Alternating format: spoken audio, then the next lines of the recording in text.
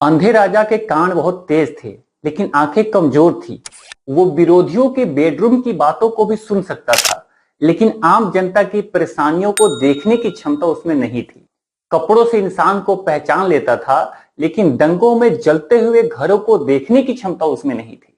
राजा को विदेशी यात्राओं का बड़ा क्रेज था, इसीलिए जब भी देश में कोई बड़ी घटना घटती, राजा विदेश चला जाता। राजा के लिए कनाडा, अमेरिका, यूरोप, इजिप्ट या ऑस्ट्रेलिया चंद कदम की दूरी पर थे, इसलिए वो जब चाहे विदेश भ्रमण पर निकल जाता।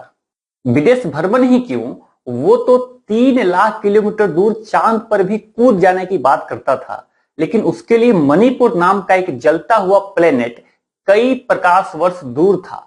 इतनी लंबी दूरी तय करने की तकनीक विकसित होने में अभी काफी वक्त था, इसीलिए वो मणिपुर की बात तक नहीं किया करता था। 21वीं सदी के इस अंधे राजा के दरबार में एक संजय था, जो अपनी दिव्य दृष्टि से राजा को वो सब दिखा सकता था जो राजा अपने अंधेपन की वजह से नहीं देख सकता था। हकीमों ने राजा की आंखों की रोशनी दुरुस्त हो, इसके लिए बड़ी मशक्कत से इलाज ढूंढ निकाला। इलाज था कैमरा। कैमरे का फ्लैश जब भी राजा की आंखों पर पड़ता, उसके आंखों की रोशनी लौट आती और वो कुछ समय के लिए सब कुछ साफ साफ देखने लगता।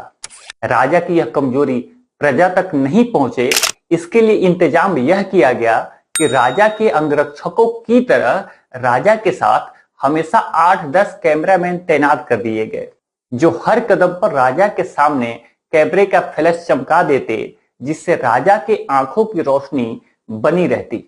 राजा टहलता, आम खाता, कपड़े बदलता, तपस्या करता, पूजा करता या अपनी मां से मिलने जाता, तो भी 8-10 कैमरामैन उसके साथ होते। राजा के विरोधियों को लगता था कि राजा कैमरा जीवी हो गया है, बिना फोटो खिंचवाए राजा कोई काम ही नहीं करता। लेकिन राजा के दरबारी पत्रकारों के अलावा राजा की ये मजबूरी कोई नहीं जानता था। दरबारी पत्रकार जानते थे कि उनका राजा अंधा था, लेकिन वो इस बात का ढिढोरा पीटने में कसर नहीं छोड़ते थे कि उनका राजा दूरदर्शी होने के मामले में पूर्व के राजाओं से कई गुना बेहतर है। दरबारी पतलचट्टों के नजर में उनका राजा उतना दूरदर्शी था कि उसके पास अगले 1000 साल बाद का विजन था। और दरबारी कवियों के अनुसार अंधा राजा जानता था कि वो जिस अखंड भारत का सपना देखता है, उसे पूरा होने में 1000 साल लग जाएंगे। 21वीं सदी के अंधे राजा के पतलचट्टे इतिहासकारों ने तो गजब की पुरातत्विक खोज कर डाली थी। इन इतिहासकारों ने गहन शोध के बाद 5000 साल पहले लुप्त हुई सरस्वती नदी को तो ढूंढ निकाला ही, साथ ही यह भी खोज कर डाली कि उनका राजा पिछले 5000 सालों से भारतवर्ष का सेवा कर रहा है।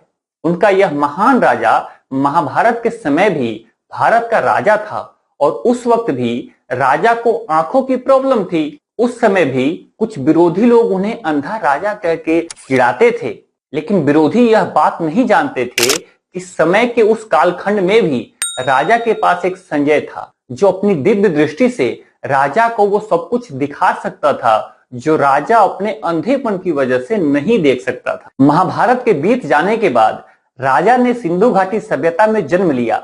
आज के दरबारी इतिहासकारों को सिंधु घाटी सभ्यता के उत्खनन में राजा की 5000 साल पुरानी मूर्ति भी मिल गई। अंधे राजा के बेशकीमती कपड़ों की खोज के लिए सिंधु घाटी सभ्यता में उत्खनन का काम जारी है। दरबारी इतिहासकारों को भरोसा है कि खुदाई में राजा के कपड़ों के साथ हवाई जहाज, कैमरा, इंटरनेट और टेलीविजन भी मिल जाएंगे। अंधे राजा के कुछ मंत्री तो यह भी दावा करते हैं कि हड़प्पा काल में भी बुलेट ट्रेन चलती थी, जिससे उनके महान राजा ने हरी झंडी दिखाई थी। प्राचीन काल में भी राजा को विदेश घूमने का बहुत क्रेज था। इजिप्ट के हर पिरामिड के उद्घाटन के वक्त अंधा राजा मौका ए वरदात पर मौजूद था। पिसा की मीनार और रोम का कोलिजियम बनते समय भी पहली ईंट हमारे अंधे राजा ने ही रखी थी। उद्घाटन करने के अलावा राजा को और भी बहुत से शौक थे।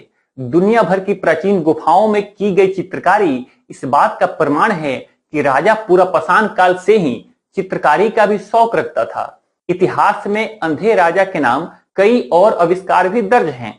पत्थरों के औजार हो या पहियों का आविष्कार, सब राजा की महान खोजें थीं। आग की खोज भी राजा ने ही की थी। राजा को चाय का शौक था, लेकिन बिना आग के चाय बनती कैसे? राजा ने दो पत्थरों को आपस में रगड़ा और आग जल गई। दरबारी इतिहासकारों के अनुसार हड़प्पा सभ्यता के बाद राजा ने चंद्रगुप्त के रूप में जन्म लिया और सिकंदर को भारत से खदेड़ दिया, और भारतवर्ष में हुई इस हार की वजह से सिकंदर ने आत्महत्या कर ली। हालांकि कुछ वामपंथी इतिहासकार इस बात से इनकार करते हैं। वो कहते हैं कि चंद्रगुप्त ने नहीं बल्कि पोरस ने सिकंदर को भगाया था। गजनवी की सेना ने गुजरात पर हमला किया और सोमनाथ को लूट कर चला गया। तब तकनीकी कारणों से राजा ने जन्म नहीं लिया था, इसीलिए गजनवी सोमनाथ को लूटने में सफल हुआ। 500 साल पहले जब बाबर की सेना पानीपत में इब्राहिम लोदी से लड़ रही थी, तब राजा का जन्म हो चुका था, लेकिन उसने कुछ नहीं किया क्योंकि यह राजा की रणनीति थी। इब्राहिम और बाबर दोनों विदेशी थे और वो एक ही कौम से थे, और राजा चाहता था कि दोनों आपस में लड़कर मर जाएं। आज 21वीं सदी में राजा को गजनवी और बाबर का हिसाब बराबर करना है। बाबर का हिसाब तो 1992 में ही हो चुका था, लेकिन गजनवी का गणित बराबर करने में अभी राजा को 1000 साल लग जाएंगे। यह बात राजा ने लाल किले पर खड़े होकर कही। तब से राजा के भक्तों में खुशी की लहर दौड़ गई। 21वीं सदी में भी राजा का वही ओज कायम था। राजा अंधा जरूर था, लेकिन अपने विरोधियों को पहचानता था और उनका इलाज भी जानता था। जो राजा को अंधा कहता था, राजा उसे काल कोठरी में डाल देता था। इस काम के लिए राजा के पास अलग से रिजर्व सेना थी। अभी हाल ही में राजा ने उन पत्रकारों को गिरफ्तार करवा दिया जो राजा के अंधेपन की जानकारी जनता को लीक करने का दुस्साहस कर रहे थे। 21वीं सदी के इस अंधे राजा के दरबार में भी एक संजय था, जो अपनी दिव्य दृष्टि से राजा को वो सब दिखा सकता था जो राजा अपने अंधेपन की वजह से नहीं देख सकता था। महाभारत के समय संजय जॉबलेस था, इसलिए वो खाली समय में राजा को दूरदर्शन दिखाकर उसका मनोरंजन और अपना पेट पाल लेता था। लेकिन आज के संजय के पास ढेर जिम्मेवारियां हैं। जब अंधा राजा सत्ता में नहीं था, तब संजय ने काफी बुरे दिन देखे थे। संजय काफी दिनों तक तड़ीपार रहा था, जेल भी गया, लेकिन अब वक्त बदल चुका था। आज का संजय सत्ता में है और अंधे राजा का सबसे वफादार है। संजय अपने बुरे दिनों में काफी समय तक तड़ीपार थे, इसलिए तड़ीपार होने की आदत छूट नहीं रही है।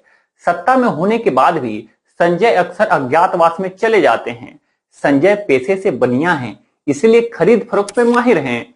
जब अज्ञातवास से वापस लौटते हैं तो उनकी जेब में 10-20 विधायक जरूर होते हैं। अंधे राजा को संजय की यही बनियागिरी बेहद पसंद है। महामारी के समय जब लोग मर रहे थे, गंगा में लाशें बह रही थी, ऑक्सीजन के सिलेंडर खाली हो चुके थे, पूरे आर्यावर्त में हाहाकार मचा हुआ था, लाखों तुच्छ प्राणी पाताल लोक से पैदल चलकर पृथ्वी लोक पहुंचने को मजबूर हो रहे थे, तब संजय अज्ञातवास में जा चुके थे। संकट के समय लापता होने वाले यही संजय चुनाव आते ही प्रकट हो गए और पैदल ही लोगों के बीच पंपलेट बांटते नजर आए। संजय का एक ही धर्म है, वो है साम दाम दंड और भेद से चुनाव में जीत हासिल करना, ताकि अंधे राजा की अंधेर गर्दी ऐसे ही अनवरत चलती रहे। नमस्कार।